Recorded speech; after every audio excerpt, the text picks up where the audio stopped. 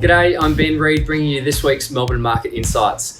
According to the REIV, over the weekend we had 285 auctions that were held, 178 sold on the day and 24 sold before. There's still 116 with no result notified to the REIV, but at this point in time we've got a healthy clearance rate of 71%. And now that continues the trend of healthy auction clearance rates over the last 4 to 6 weeks compared to the same time last year where they were only at about 61 to 63% in that range. But we've also got to look at the amount of properties that are being sold. Over the weekend, we had about half the amount of properties that were sold at the same time last year. So the vendors that are on the market now are benefiting from the lack of stock levels.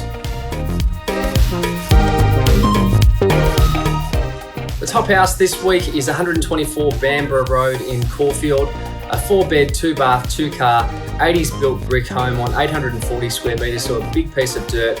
The house itself, although fairly original, had some really nice touches. The agent was Stanley Spicer from Rodney Morley, and the property sold for $2 million.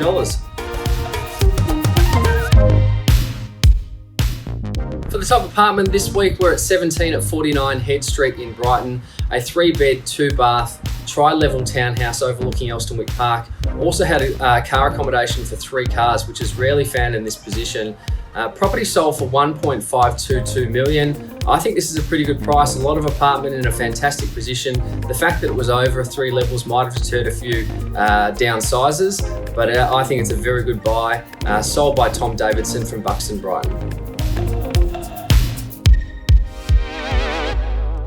The bargain house this week is 18 Prime Street in Mickleham, a 2-bed, 1-bath, 1-car, near new home on 196 square metres.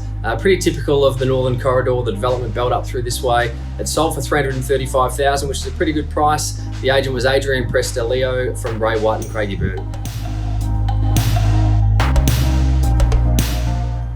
For the bargain apartment, we're at 12 at 53 Stevens Street in Yarraville, a 1-bed, 1-bath, 1-car, original, unrenovated ground floor apartment with no outdoor space, and this sold for a massive price. It was quoted $190,000 to $200,000, and it sold for $305,000, 105 over the top end of the range.